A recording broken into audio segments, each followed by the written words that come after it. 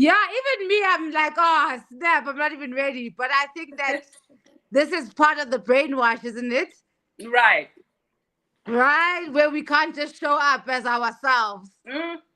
looking like ourselves. I mean, we continued with, we had a session without you. We had your Man. session without you earlier on. And we're talking about like the school rules and the hair policies and stuff. Um, and the fact that what's happening with black girls, can we bring back black women, please? Let me Mm-hmm. just ask people to come through. Give me 2 seconds. I don't know what happens to if I disappear. Um, I'm just sending notice out that Okay. we are back on. Sounds Okay, good. cool, cool, cool, cool, cool, cool, cool, cool. Mm-hmm. What happens? Does it is my does it go to the picture of Moya No, it's when I'm blank. like this? It's like blank. Oh, it's just blank. It's just blank. I Mm-hmm. just want to post quickly on Instagram that we are cool, Hey, cool, cool, my cool, cool, TikTokers. cool. You guys had me up late. Yeah. My TikTokers had me up late. Oh. Yeah, no, that was quite a, we're like, oh, snap. I was like, hi. I was like, hi guys. Yeah, I guess I'm But we here are tonight so right now. Old lady we is are so dogged out. happy. I even explained that no, you're a mother, and this is, we've been bestowed upon a great duty as women to look after children, so we have to understand. But I must say that people were very excited when they heard that you were coming through.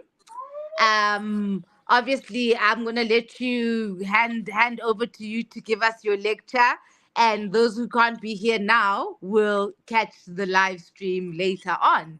So Yeah. welcome and thank you. We're so excited to hear from you, to hear your voice. No, like really. So I'm gonna say first of all, I leave all that stuff to the daddy.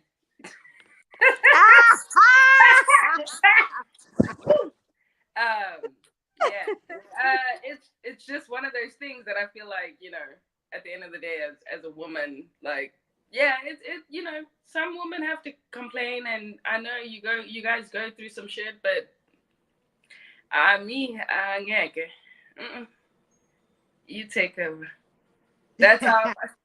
That's your job. I carried them already for like 9 months and gave birth to them, so that's your job. I also, I don't know if anyone has, like, a lot of people know that I already always say that our only genetic mutation is the black male. So at the end of the day, who, I am your God. You'll have to figure it out. I don't care if you boohoo. At the end of the day, shit happens, life goes on. It's just the way that it is. We can't change anything. So I'm going to just put that out there in the beginning so that everyone knows why I say the things that I say, you know. Um, but yeah, I think this is a really great topic about Black identity, because a lot of people know that I don't, a lot of the time people assume that I'm a activist, or I'm pro-Black, or I'm pan-African and all this stuff. No, I'm not. And I've made that clear, but a lot of people don't get that. I've never been Pan-African. I've never been a pro-Black person. I've never been all these things. I don't like labels. I'm a self-sovereign being. That's what I am. I am very selfish, and I wish Black women would be selfish. I think it's time to be selfish. I don't think that there was any reason for us to ever be selfless. Um, do I think that you can be selfish to a point where you can be selfless? Yeah, probably, but I wouldn't, encourage it. I think that every Black woman should be selfish. I think it's time, um, because we are self-sovereign beings. We are pretty much the epitome of what it means to be a real person, you know, an existing person, the original. So when it comes to Black identity politics, I have started to see that, unfortunately, that the portals within the Black womb can produce a whole lot of different things. And I'm going to say things because we're not all the same. I do not believe that Black people are all the same at all. I believe that we differ when it comes to our circumstance, our lived experiences, our realities, how we perceive things, and also your And educational also, system. you have to say something. So I think the reason why we even came here was because I was one of the first people to start. I don't even think there's people who speak about it, but being a functional illiterate. And these are the people who rub me the wrong way, especially Black people who are functional illiterates. There's no use using so-called credible sources that are specific writers who have all of a sudden been able to identify something that they're looking in front of their faces as something that they can speak of or know of. And you guys bring that to us as if it is a credible source. And it's not. It's never going to be. All you're doing is mimicking your teacher. You're impersonating someone who taught you something. You couldn't even critically analyze. I always, a lot of the people that I communicate with, the reason they don't actually understand me is because I'm constantly playing devil's advocate. Constantly. I need you to think about what you're saying. I don't need to have to ask you to think about what you're saying. I need you to think about what you're saying before you actually tell me what it is and then tell me that it's got credible source. There is no credible source. The only credible source is me. And that's how I look at it. I'm the only credible source. When it comes to people speaking about our actual identity as being Black, I look at myself and I'm like, I am the source. I have lived experiences. My parents, my grandmothers, my mother, you know what I mean? Like, I know where to get the credible source, but the credible source is not written in a book. It's not. I think the best credible source is the way that I learned how to start speaking to people to activate the critical thinkers was a book called How to Outwit the Devil. And that book literally blew my mind because I was like, why doesn't anyone ever think about that? Like, you never think about it. It's a conversation to have with every single person. And I do that with every person. I don't know how to have those conversations without, triggering kind of pushing my buttons to make sure that this person ends up using their own chronological thinking.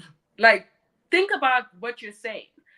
And being from a private school, I can tell the difference within my siblings. And I know that my siblings was, they all said like they were going to join. And I don't know if they're here right now, but like, even when I speak to my siblings, I don't know what happened to them. I don't know what happened to them. They got entrenched in it. I didn't. I lost almost all my private school white friends because I always spoke about being Black and proud, and being Black and proud did not mean a group chat situation. That's how I looked at it. I'm sorry. I'm not dying for anyone. I'm not going to war. Like, a lot of people will come into my space and be like, hey, so what's the solution? We need to military up and whatnot and whatnot. We need to go to war. No, I'm not going to war. I'm not dying for y'all. I need y'all to know, like, I'm not doing that. And that's a lot of things. It's a lot of the sayings that people don't actually say. I'm just saying the quiet part out loud. A lot of these people aren't dying for you. They don't want to go to war. You're forcing people and saying that this is the only way out. No, it's not. Snap out of it first. If you haven't snapped out of it, you're not going to get out of it. And that's the problem with Pan-Africanists. And if you notice, Black men are the biggest Pan-Africanists. They're the biggest. Oh, come, everybody, come together. we need to pan-Africanism, pan-Africanism. Why is there pan in front of Africanism? What makes you different to being an Afrocentric person? What makes you different to being a Hebrew Israelite? What makes you different? Why do you have to have a name for an organization? Why is there always like this rule and order and this code of conduct? Some of us can't work like that. I can't work with order. I'm not gonna lie to you. I can't do it.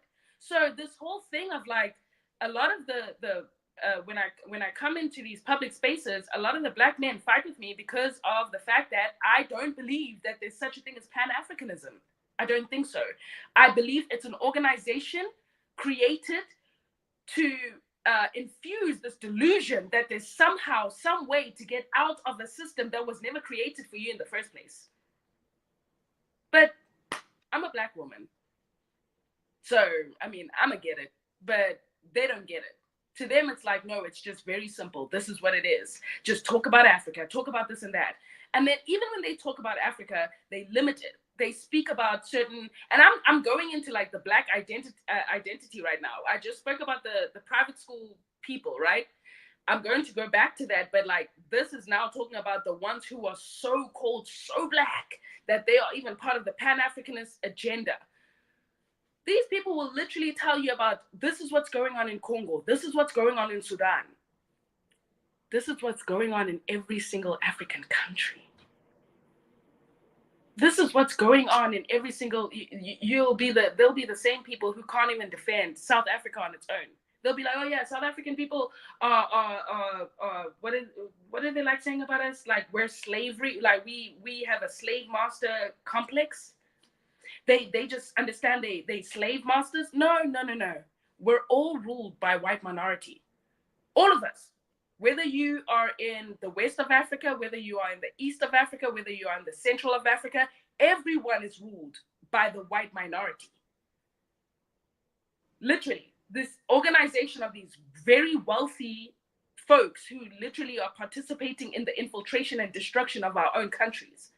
But hey, let's make South Africa the field because South Africa has white people actually living in it.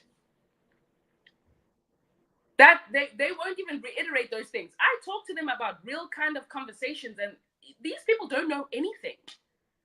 It's so sad to actually come into contact with someone who's a functional illiterate, because you're like, bro, you've got so many degrees, you got PhDs, you're a doctor, and you don't even know this stuff. Like you can't even comprehend it because you just listened to your professor and you were like, this is the truth, and I'm just gonna say what my professor said. You crammed.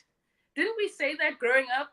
We used to cram things. You crammed everything that this person said, and now you're coming to come and tell us as if we got any use with this information. Tell us what you think. I can hear that this is coming from Professor Banban. Tell me what you think, though. You know, and a lot of the time, that's the problem with me. I now understand that whole crabs in a bucket thing. I understand. Black people don't like seeing people like get anywhere. Black people I always say that, you know, coming to the United States really like shook me because it made me really look at even spirituality different, you know? I was like, a lot of people think that somehow spirituality is going to save you from certain things, but a lot of people are religiously indoctrinated into spirituality. And so they need these codes of conduct and these things. A lot of, you know, just being a creator and stuff, and a lot of people like contacting me. I've had a lot of spiritual, you know, healers and stuff, sangomas come to me and like try to take over my life, and like try to tell me like, this is what you have to do and this is what you have to do. Till this day, they can't get me because I don't know how to accept authority and order, because I know if I came here into this world by myself, I'm leaving here alone. You're not coming with me. And there's no way you know more about my life than I can know about my life. I'm the only one who can give you details. You know what I mean? So I'm going to need people to understand that even African spirituality is also a little bit skewed, because those are the Black identities that we know. We've got these Black people who are literally like, hey, follow me. Link in my bio. Get a consultation. Consultation for what? For what? So you can tell them how much their stepmother and their whatever, their husband and this and this. Like, you guys have the same storyline too. Like, what is going on? Why is there no difference? I keep telling people self-sovereignty is the best way to go. You need to start being selfish as a Black person. Because why are you trying to die for these people? I'm sorry. Every time I ask myself this question, I never know how to take it seriously, because I'm like these people are literally saying, we need to all come together. We need to be unified.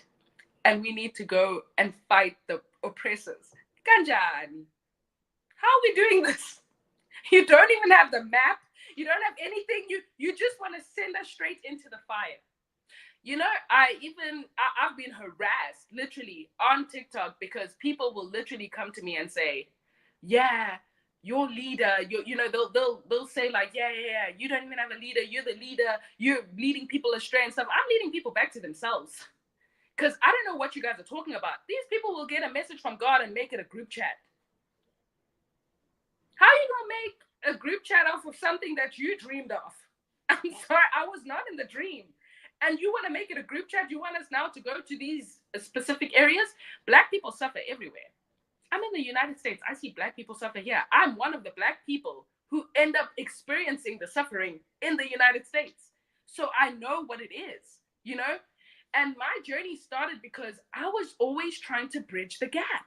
I was always trying to bridge this gap. I was like, oh yeah, Black people and from the United States and Black people from Africa and Black people from Europe, we all need to, you know, try to figure out how we are the same and whatnot. The amount of backlash that I got, and I'm not talking about just from Africans, I'm talking about from the people in the diaspora. People who were like, we're not like y'all. We don't go to school in like mud huts. We don't drink water out of like little plastic bags. We don't do this. We don't do that. And I was like, what are you guys talking about? I don't even know what you're talking about. I don't know what you're talking about. Yes, there are those situations everywhere, including the United States. Do you guys not see that I'm here? I see what's going on. But for you to like act like we are so different because we don't have the same circumstance, no, we have the same circumstance. It just comes in different, you know, different ways. And so when I started receiving that backlash, I started realizing, oh, this whole thing that we like saying like, oh yeah, my ancestors, I'm not my ancestors. Or I used to say, yeah, we're not our ancestors because we're goofy as hell. We're not willing to do what they did. But now I'm also realizing why they had to be like, guys. No, because I realized that it was Black people too. That they were like, okay, we can fight everybody else because we can tell. We can tell who's this, we can tell who's that, we can tell who's this. But now amongst us, we can't tell anymore. We don't know who's who. And that's why I genuinely believe that not everyone is Bantu. I believe that there are people who are Bantu because I remember growing up and being told like, Umuntu. And that was not just a saying. It was not just like, Umuntu. It was like, Umuntu. You understood like this person is a person. When they did something funny, you're like, you had to like look at them a different kind of way. And I'm starting to realize that even our ancestors knew that there was a differentiation between Black people. There was. We created that differentiation. It's like people who use Bantu people migrated from Niger Congo. No, they did not. There were some Bantu people who came from Niger Congo, but there were a lot of Bantu people already in Southern Africa. There's that. It's literally coined the empty land myth for colonizers to claim that there was empty land in order for them to infiltrate. It's like Mfekane and Difakane. That's not, those words don't even exist in our languages. They are all Mfelekaya type things. All those specific tribes that were infiltrated. It was all a depopulation tactic. How do you guys not read a book and understand it? Put yourself in the era. Put yourself where you were. I read a book. It's called Zulu. This book literally analyzes everything that happened there. That this whole thing was a depopulation tactic, and the missionaries were involved. So when they were coming in and taking, the missionaries were coming in and acting like they're solving. And that's why Africa is going to continue being a charity case, because we don't know anything outside of that. All we do is this. All we do is this. And it's because we think we need help. We think we need help from each other. We think we need help from, I don't know who. The same people who infiltrated us. It doesn't make sense. A lot of people will talk about the transatlantic slave trade, right? The one where people were brought to the United States. Regardless of the fact that they only speak about people being brought from West Africa, people were also brought from Southwest Africa, as well as Southeast Africa. Delagoa Bay specifically, which is literally right next to South Africa, which means that there are a lot of people who have Southern African genes, because the reason we even had the name Azania is a Persian word that means black slave. And here you have South African people talking about, oh yeah, I'm Azanian. Oh, we need to rename the country Azania. Do you know what you're naming yourself? Zanj. The whole Zanj rebellion, the reason it's still Zanj there is because there's Arabs there. But when it came to the Afrikaners, they could not say the J word. What is J? Yeah. Zanya. That's literally what it is. Because that's how they perceived it when they were selling us to the white folks in Southern Africa. Azania. It was the Zanj rebellion that created that whole term. It means a black slave, a Persian word derived. You know, it's derived from a Persian word. So I'm like, why is it that, like, I know there's a lot of people who critically analyze these things, but like, there's a lot of black people who will use this information on you, and it's like, bro, you are a functional illiterate right now. I cannot talk to functional illiterates. I can't do that. I need you to use your brain. Bro, say anything. Say anything, but don't say everything that your teacher taught you. You know what I mean? Gaffer. The word gaffer is literally a word that was created within the Arabs and the Indians of the gaffer seedlings. You know, and the way they describe them too, it's like these words don't necessarily.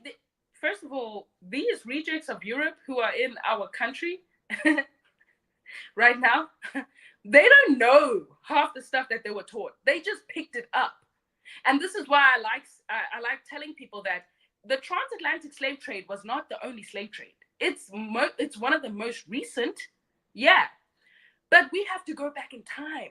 There was the trans-Afro-Asian slave trade, where the Asians came in and stole our spirituality first, which is why our spirituality is Isintu. Do you know what theirs is? Shinto. Shinto. If you go and research it, it says the exact same thing that ours says.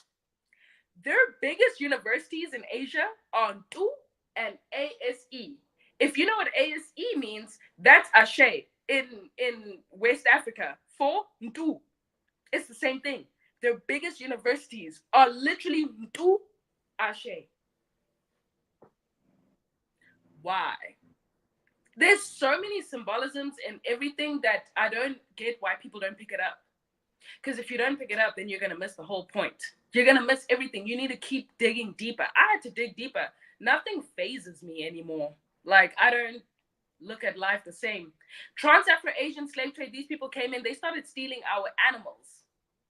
They started stealing our animals before they actually got into, you know, starting to enslave our people and taking them over through the Silk Road in order to make the silk. All that silk that black people wear with the little, you know, the little Asian clothing and stuff with the dresses and stuff. We made that.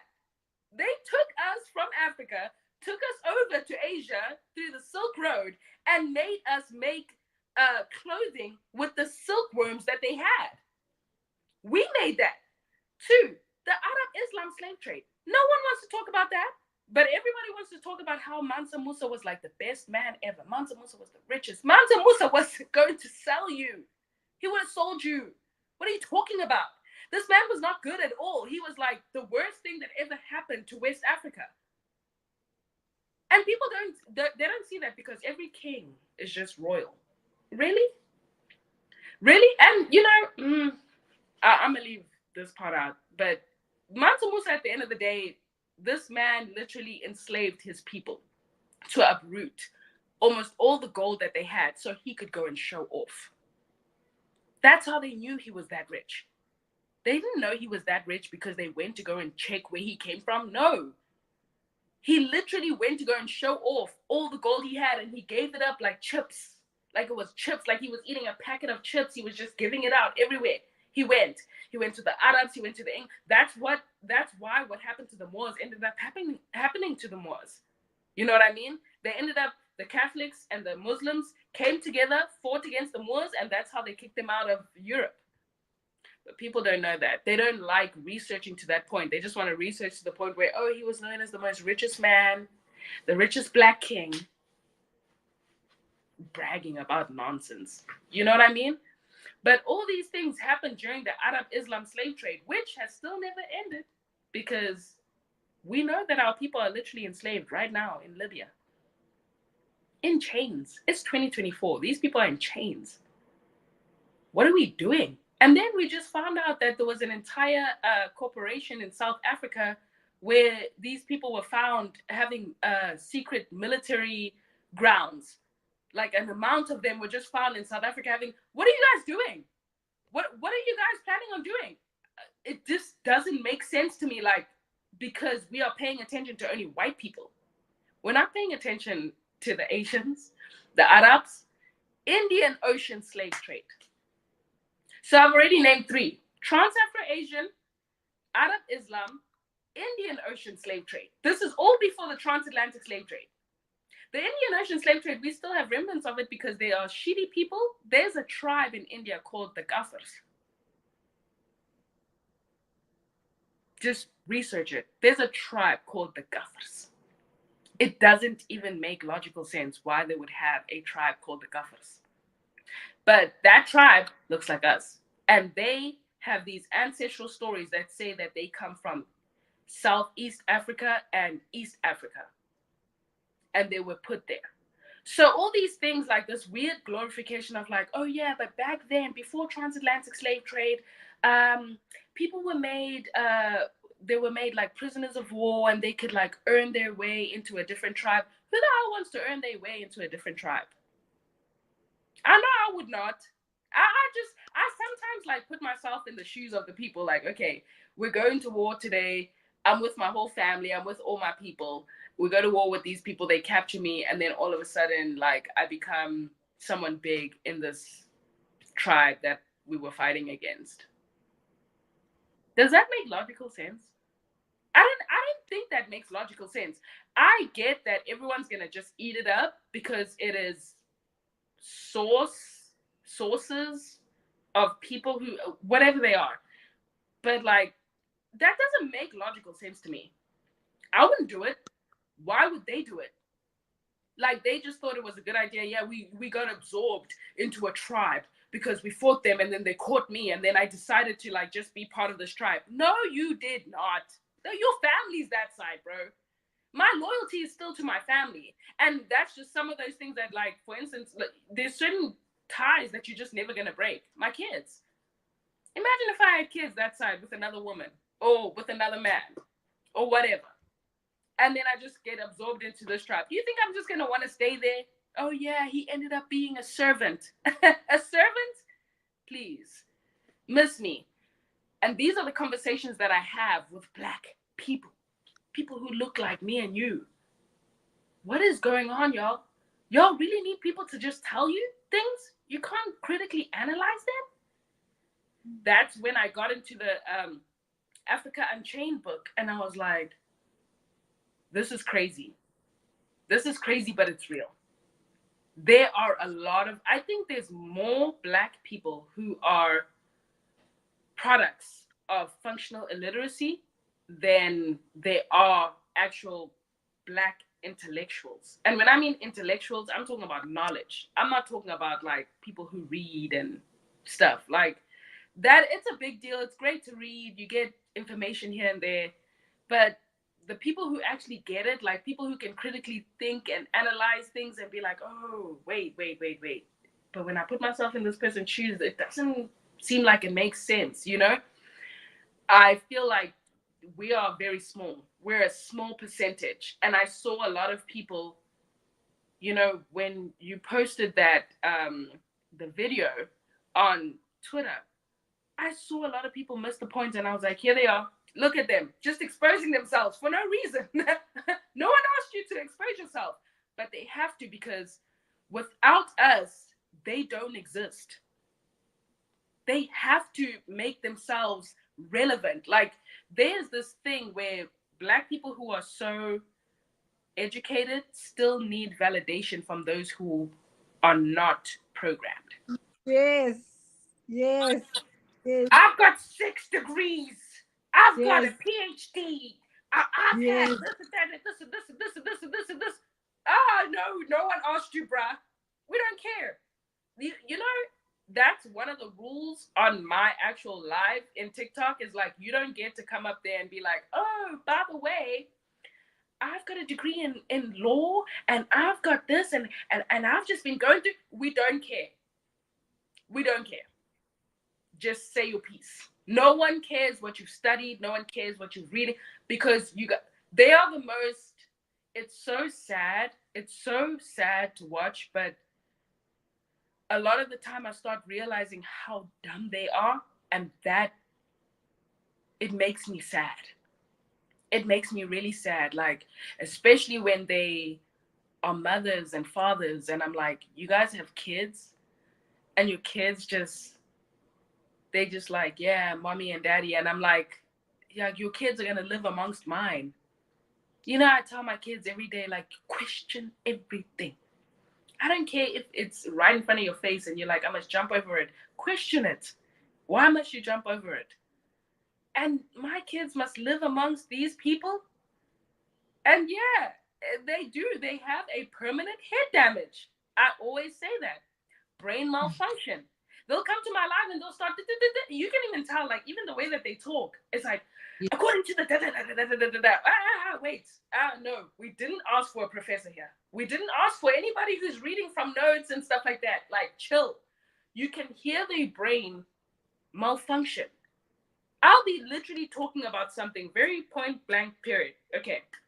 You know, when we talk about Congo, for instance, I'm like, oh yeah, it's funny how everyone always blames the West for Congo, but never blames Rwanda. Why is that? We all know how even the Rwandan genocide happened. Do you know? You understand that the Rwandan genocide, that the Hutu people are actually Bantu? That Hutu and Tutsi was actually a description of wealth? Hutu meant you had less than 10 cows. Tutsi meant you had more than 10 cows. That's it. And they came in and were like, oh, y'all have Eurocentric features. Oh, really? Did they? No, they knew you had Eurocentric features because you guys were not necessarily Bantu. And we've always been able to tell, I'm sorry to say. We've always been able to tell. I'm sorry, but I have to say this, but like, the Horn of Africa don't look very African to me. North Africa don't look African at all, but the Horn of Africa, I'm sorry, there's a reason why Southern African people be like, hey, my friend. But then when you see everybody else from Africa, you're like, my brother, my sister. Why is it that we look at y'all and be like, hey, my friend? Why you look like your siblings from that side? The little Middle Like East. Until I went into the history, because you know how a lot of them come in, oh, Ethiopia was never colonized. Yes, the hell you guys were. What are you talking about? And then on top of that, you guys were literally seated at the Treaty of Wachale. I always tell them that. They never want to go through that treaty. The Treaty of Wachale speaks about how you guys made decisions about the scramble of Africa. Why were you guys at the table?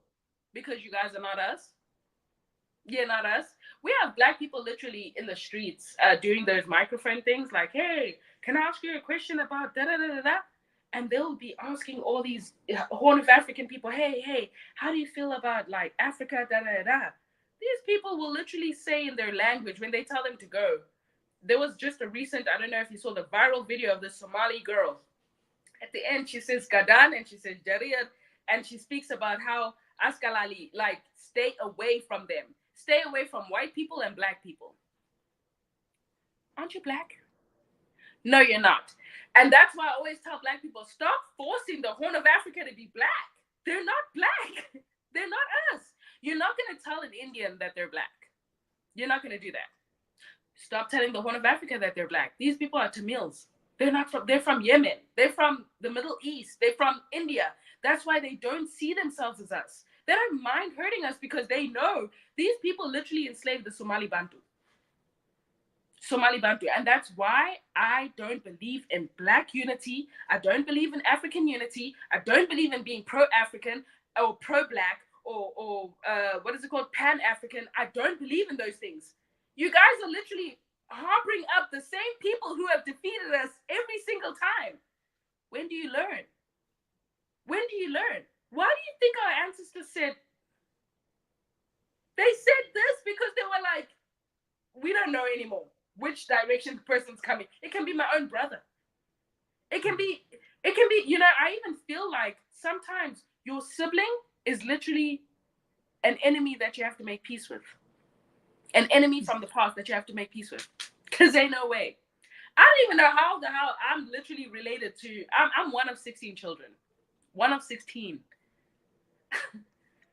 I'll be talking to my siblings sometimes and I'll be like, bro, I can't do this. Like, bro, I can't. You guys,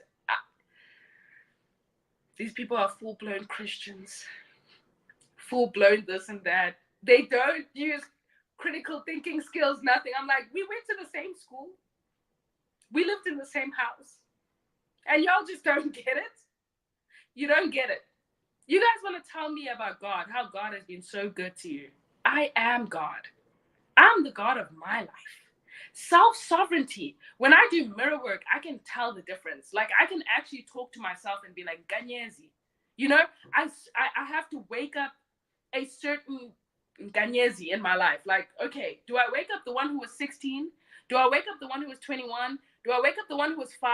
I don't know which one I'm waking up, but I speak to myself because I knew I brought myself here. What am I doing here? There's no one else in the sky or within people who's going to, everything outside of me, I give value to. The value comes from outside of me. And I'm the one who gives it value. Everything within me, I'm just going to abandon. When they say fear God, yes, the fuck, I fear myself. Because I don't know what the hell I'm going to do. You know what I mean? Push me to that point. I don't know what I'm going to do. So yes, I fear myself, you know? And so I look at black people and I try to determine, where are you? I don't see you. There's black people now who've started coming up and saying like, oh, but you mixed. Imagine, my whole life, I've never been mixed. All of a sudden, I come on TikTok, yo, your name is Coots, you mixed. Ha! Mixed with what? I'm mixed with nigga. You hear me? That's what I'm mixed with. I'm mixed with black. That's it. Because when I look at my dad, I see a black man. When I look at my mom, I see a black woman. That is, I'm not mixed with anything. But they'll literally try to push it. But then I started realizing it was because they are met with so many people with misplaced identity. Misplaced identity or an identity crisis. Just like the people with the Khoisan effect. They call it, oh yeah, we're just taking back. We're the First Nation. No, you're going through a psychosis. It's called the Khoisan effect. You want to be part of the indigenous people so bad because you don't know who you are. Just find out who you are. Claim yourself. But here you are trying to adapt to other people's lineages. First of all, people don't even know that Khoisan is not a real word. It's a racial slur coined by Leonard Schultz, who used to hunt indigenous Kwe Bantu people. They don't know this stuff. But hey, I'm Khoisan. I'm First Nation. You cannot be First Nation, but you don't look like Africa. I'm sorry. Shit happens, life goes on. It's just one of those things you gotta swallow. Don't you're the most diverse people within DNA and stuff. You know how people like saying that about Africa? Africa is the most diverse continent. No, Africa is not diverse. Africa is diverse in culture. That's what Africa is diverse in. It's diverse in ethnicity, in language. It's not diverse in race. Everyone else is not African. Don't do that to Africa. These people all have their own continents and stuff, but want to claim Africa. There's no reason for y'all to claim. Why? It's like the Eve gene. People hate it when I say this, but there is no Eve gene. I can't give birth to these creatures. I can't. Stop claiming that you can give birth to every race. I've never actually witnessed a person who looks like me who has given birth to a different race. I've never actually, a black person, I've never actually witnessed it. We knew that the last one was a hoax. It was just people who literally had an embryo put inside them. All these things are hoaxes. But then you want to say, oh yeah, as a black woman, I can give birth to this and that. Chill, bro. Chill. The only thing you can give birth to, the genetic mutation that comes from you, is a black man. That's it. The black man is the only genetic mutation that comes from a black woman. It's not these other races. Yes, if you come together with another race, you're going to create something else. And I don't know if you know about that shot that they have to get if you're not a black woman, but if you're another race of a woman, you have to get a shot to carry a black child. Or to carry a child who is mixed with a black parent.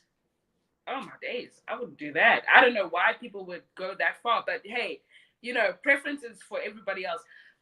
I just don't understand why we always have to say, like, I need people to go and research the Eve gene myth. The Eve gene myth is a real thing. We don't give birth to these people. We don't. If you want to say you do, fine. Do what you got to do. I don't know. Whatever, if it helps you, do what you got to do. But I don't give birth to these people. I can never give birth to any other race. But this weird, like, I don't know what it is. I'm not sure if it's like an ego or something, or it makes you feel better. Black people need to start like realizing, like, bro, just live your life. Liberate yourself and your kids. There's no reason for you to think that, like, oh yeah, you're God of your life, but you're not God over everybody else's life. Because if you were God over everybody else's life, you would have taken all black people and made them fight against everybody else. But black people are not going to fight, because black people are going to be snitches. Snitch, they're going to stab you in the back. The ones who are intellectuals are going to tell you how to reason with it. There's just so much stuff that's going to happen. There is no revolution happening. People get on my nerves. Oh yeah, we need to just form a revolution. We need to go to war. We need to do this and that. Go do it. But leave me out of it. Like, people will literally try to tell me, like, on my platform, you just don't, you preach divisiveness, or I preach for people to just find out who the hell are you. Just find out who you are. You're wasting time trying to fight everything else. You're not paying attention to yourself. Find out who you are. You're going to be healthy for your children. You're going to be healthy. That's generational wealth. I don't see generational wealth as money, but like, your generational wealth is what you can tell your kids. You don't want to die before your kids. Or what? The only people who can actually uplift your name are the people who are literally your lineage. And I know that my kids one day are going to be like, hey, my mom, she taught me this. My mom taught me this. My mom taught me that. Not some random person on the street. you know what I mean? On screen right now. Huh? Are you seeing the question on screen? How do we explain albinism? Albinism is, I mean, it's pigmentation deficiency. So I don't look at people with albinism as not being black. But that does not make them the creators of, because there's this weird narrative like people with albinism created white people. No, they didn't. I don't believe that. It doesn't make logical sense to me. I just understand they've got a deficiency in pigmentation. It's just a deficiency. That happens. You know what I mean? But when you look at their hair still looks like ours. Their noses, their features, you can tell that this person is still black. It's a black person. They just have albinism. So, yeah.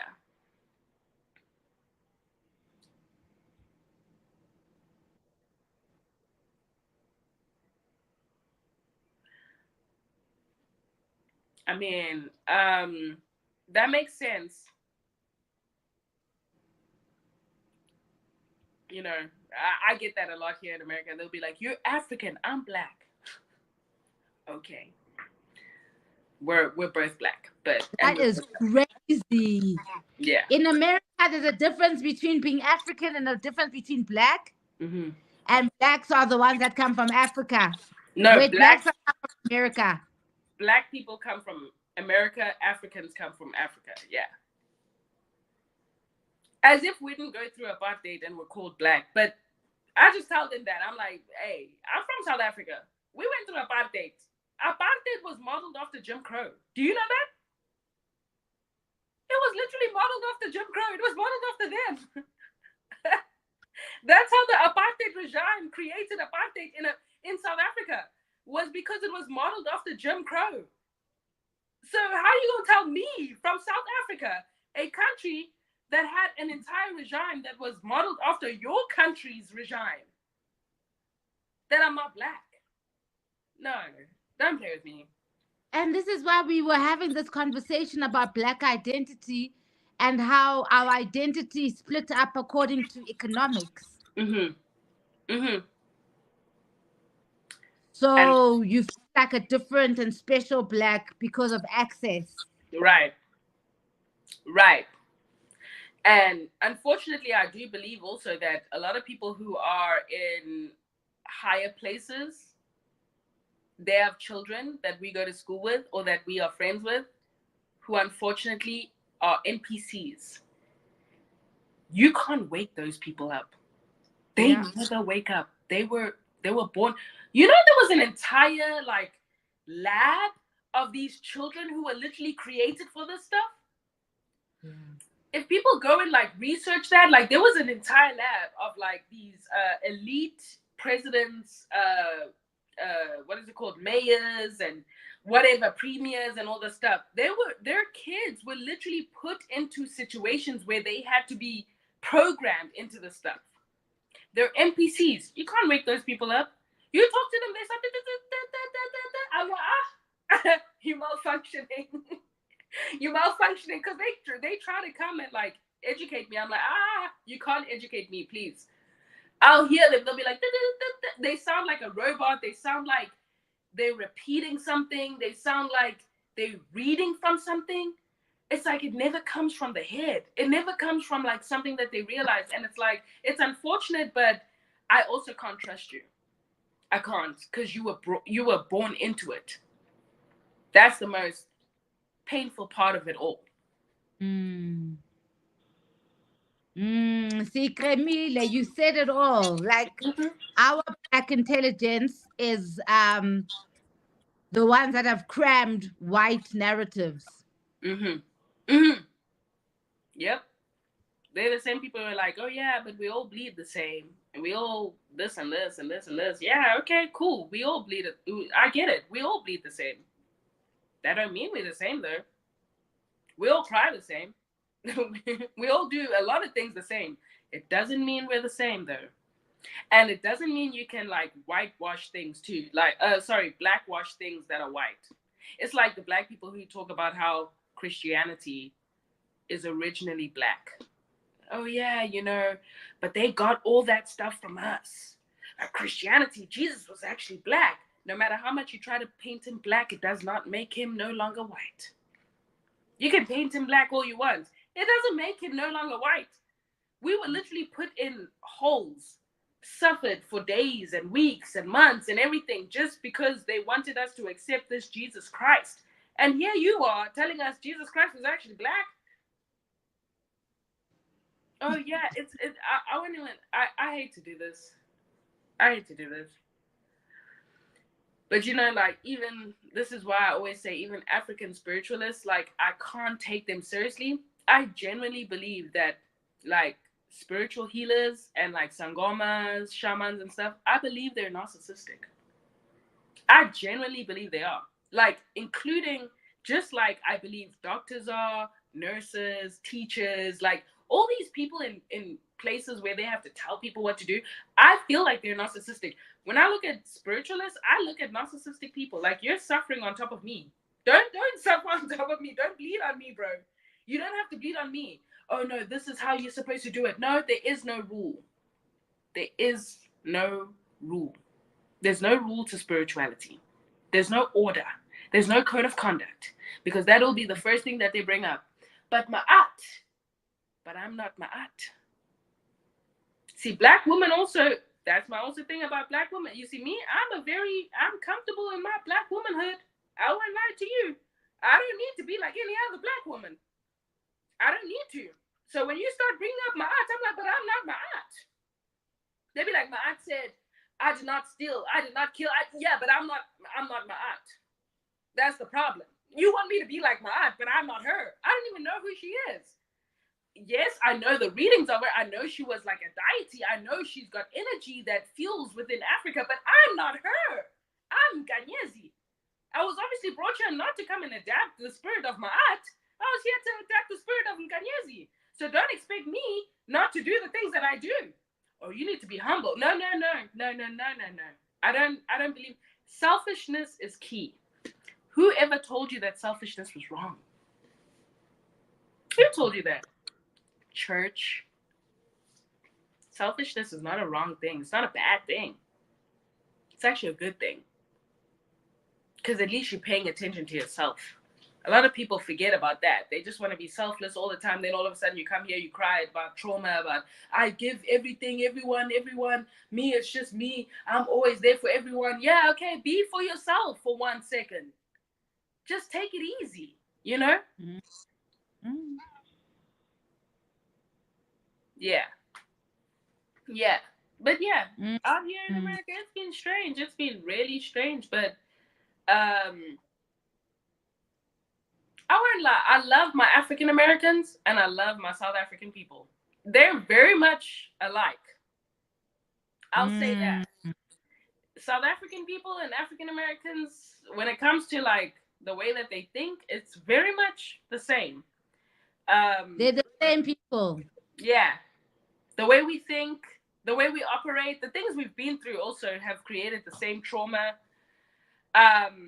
Even just like understanding their AAVE, it literally translates to like South African languages. It's like when you say, okay, I would need to swear, but like there's just like certain things that they say in AAVE that just when I translate it, it makes sense in Zulu or it makes sense in Xhosa. You know what I mean? It makes sense that you can translate it. Huh?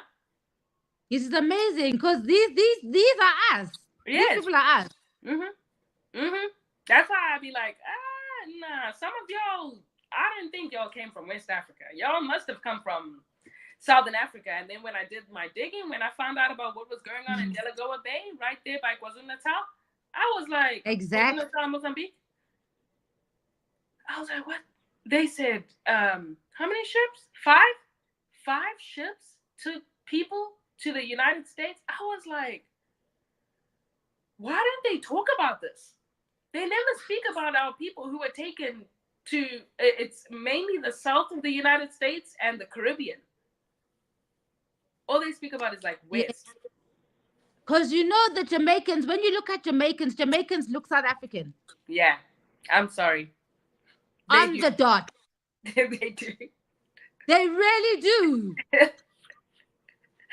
I won't lie. The Caribbeans in general, like the Panamanians also from South America too, the Dominicans, like they literally look like they could be straight out of South Africa. The African Americans look like they can come straight out of Africa. They don't even notice me. Some people will be like, oh, you're from South Africa? I would have never known. Yeah, because everyone expects us to have a different look. No, we don't. We don't. We look the same. We're all the same. Yeah. Yeah. Because I was actually going to say before I let you go, how do you make ngoba inole zakho ngathi inole zama American manje? What are these products you guys get that side? I mean, the only thing that I use is Echo aloe vera. I use the Echo aloe vera.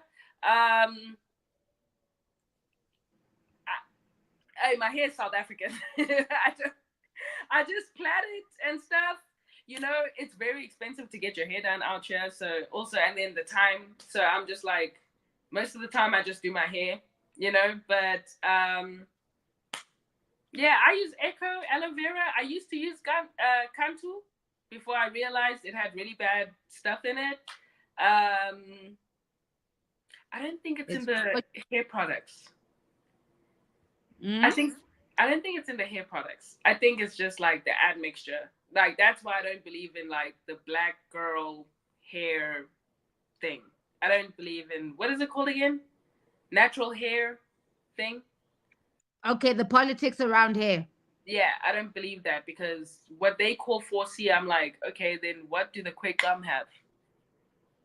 If this is 4C, the quick gum, when their hair is very tight, what is that? What 5G? I don't know what it is, but there's no way that you guys have 4C hair. Like I just think it's a situation of admixture. I don't think it's a. I don't think. I used to Yeah. use this thing where we've got to label, like we're so ashamed of our hair that we've got to now put names to it so that we add some class and decorum or whatever. It's like, what the hell? It's Yeah. this hair. Oh, Yeah. And that's one thing I don't like. I don't like labels. I don't like labels. I don't like labels. I don't like those kind of things. I don't like things that have to put you into a category. And I feel like that's what we like doing. So the natural hair movement, I've never been part of it. Never. Even when I saw people, I was like, all right, do you? You know, it's your life. But I never thought it was like a cool thing to do because I always thought like, but this is not what I think textures of hair look like. I come from South Africa. I've seen very different textures of hair. Um, I've seen black people with softer hair. I've seen colored people with harder hair. You know what I mean? I've seen so many different kinds of hair. So I'm like, uh-uh. I can't go off this ball train. I've tried to keep my own natural hair. I just I messed it up a little bit because I like the little silk press things. Hey, you self hate. it'll hey, it'll it'll burn your. yo it'll mess you up. Like I really want to get some locks, but I don't know. Like I love straight hair, and those are things that I can actually acknowledge as a black person. I'm like, I like my hair straight, but it has gotten to a point where my hair is like, we need rejuvenation. We cannot take the heat no more. You know what I mean? Yeah. So it's just one of those things where, like, that's why I just braid my hair. I just do what you know, I gotta do. Why like our hair the way it normally is naturally, guys? It's deep. Mm-hmm. It's deep. It's so fucking deep. So, And it's a mm, beautiful thing. Like our hair is beautiful and everything. You know, mm, it's beautiful. It's just I don't know what it is. I don't know what it is. I just know that I've suffered from texturism. Um, mm, I've suffered from colorism. You know, mm, but I grew up also in private schools where you had to be so white, you know? So, like, I remember just feeling like I was too black. I was like, yo, mm, I'm so black. Like, mm, around my mm. eyes is black. Like, why do I look like this? And then I would look at my family and I would see them too. They also look like that. And I'd be like, is there something wrong with all of us? Or is it just me? You know? Like, Shit. there was even this thing that I used to think like, oh, why do us Africans have yellow eyes? Like I used to think weird stuff when I was a child, and I used to be like, why do Mm, you think like this? And then I met other black people, and I was like, okay. I met other people, and I was like, okay, they do too. But I always felt like that, and I was like, it's such a system. It's so ingrained in your head, and you have to just be able to snap out of it and be like, This is the colonizer speaking. This is not me. This is the colonizer, you know? And that's why even when I make it my duty, like even when I am around, whether it be malfunctioning Black people or other races, I literally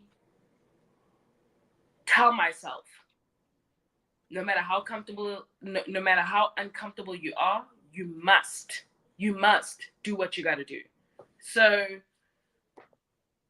even when I'm around them, like I assert my power, my energy. You know what I mean? Like, you know that thing that you do when, you know, because we all know it, because we all do it, because we've all been defensive about our Blackness in white spaces.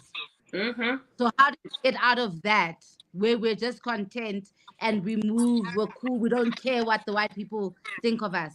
Because that's we shouldn't be fighting in white spaces. Still got self work to do, doesn't it? It was like before the voting happened. You know, people were bringing me into lives and stuff like, hey, you should come and join this live and stuff. And then I'll go to the live. It'd be like a colored, an Indian, and a white person talking about, hey, what are you voting for and stuff like that. And they'll be treating the Black people like crap. So one of the days they got me on the wrong day. I had been watching the lives for a while. I got up there. I was like,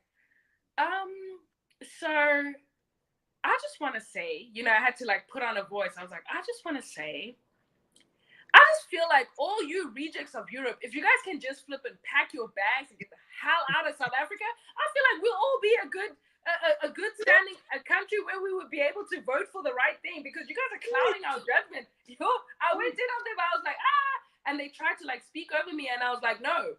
This is the point where you don't let them speak over you. You need to tell them all the shit that you have to tell them. And I was like, no, because you guys are creatures. I don't understand why we have to live amongst creatures. You guys are literally, look at you guys right now. You're malfunctioning. Look, you have to defend. Why do you have to defend yourself? I had to go at them. They wouldn't drop me for a while until I said everything that I said. And I was like, yeah.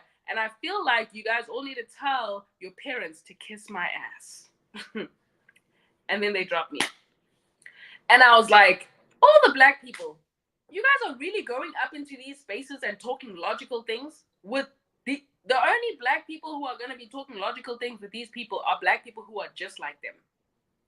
Us, there's no conversation to have. You come up there, you tell them everything your ancestors wanted to tell them. That's what you have to do. But there's no reason for you guys to come and reason with these people. I'm hearing Black people on some, I understand where you're coming from. No, I don't. He does, but I don't. I don't understand where you're coming from. I will never understand where rejects of these people are literally, Boers were literally like what? They were prisoners in Australia. That's how they came up with the word mate, because they were inmates.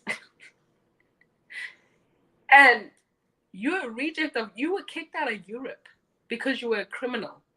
You were, I don't know, whatever the hell you were, but you were kicked out of Europe and you were taken to Australia. And then you want to come and tell me about my life? I wish Black people just had more pride in themselves. I'm writing a book, and the book's title is called How I Survived My Own People, the People I Could Not Save. Wow. I beat others. I tried. Digi, I tried. I promise you, I tried to bridge the gap. I tried to bridge it with the diaspora and Africa. I tried it within Africa. I tried it within the diaspora. I tried. It's not possible because Black people don't want the best for themselves. Black people don't want to leave it alone. The reason we've always been infiltrated, the reason we're still the majority but still continuously get infiltrated is not because of these other races, because of us. We got sellouts within us. We give birth to sellouts. We have children with sellouts. We have best friends who are sellouts. We've got people who just want to tell us like, no. You know what I mean? And that's why I always tell people like, I'm sorry, I'm not going to war for none of y'all. I'm not dying for anybody but my kids. Those are the only people I'm dying for. Not every other black person who's trying to go to war and go and fight a system that was never created for you in the first place? What you gonna do? They're gonna just tweak a little this and that? Hey, let me keep my thoughts to myself, because right now there's certain things that are running and I want to say stuff, but I'm like, nope. Watch your mouth, girl. Watch your mouth. Please, and thank you, because we need this channel. We need this channel. Nkanyezi, that you're gonna come chat to us again. Yes. Whenever you feel something that is burning or a topic you feel like is burning, please know that you can come and live stream with us and we will completely engage you. Yes, thank you. I appreciate that so much. I love this. Thank you so much. And thank you on behalf of the audience that was watching. I know they enjoyed it. Yes, that was great. Thank you guys so much.